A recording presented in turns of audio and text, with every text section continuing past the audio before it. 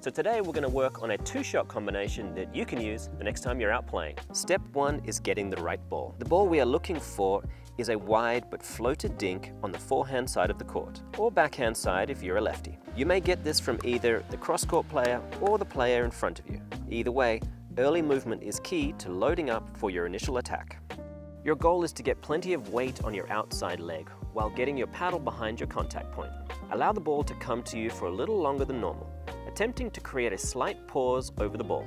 Holding your position and paddle just before you start your swing will effectively give your opponent some time to move with you, and in doing so, it'll start to open up the middle of the court. For this shot, we don't need a particularly high contact point, so feel free to let the ball drop well below the net height. Step two is using your legs to initiate the attack. What we're trying to achieve here is early movement to the area of the court that the counter-attack will most likely come. Push hard off your outside leg while you drop your paddle under the ball. As you get close to contact, stabilize your wrist position and use a gentle rolling motion from shoulder and elbow to brush up on the ball. Your aim point isn't the opening in the middle of the court, it's the right shoulder of the player in front of you. This is typically a very difficult area to defend as it requires a quick transition from backhand to forehand. Once in a while, this shot will be a winner or it'll force an error, but we're not counting on that, are we? No, we're going to be prepared for the counterpunch. Step three is using your momentum towards the middle of the court and your paddles swing across your body to effectively block the counterattack.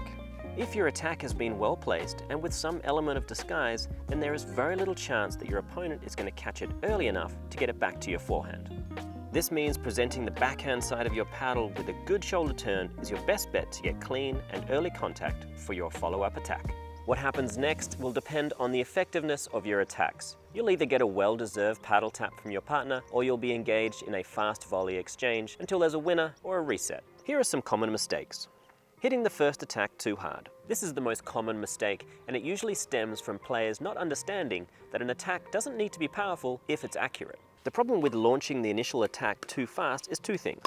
Firstly, given it's going to be hit from well below the net height, there's a very real chance it could go out. Secondly, something hit too fast will not give you enough time to cover the likely placement of the counterattack. Hitting the attack too low.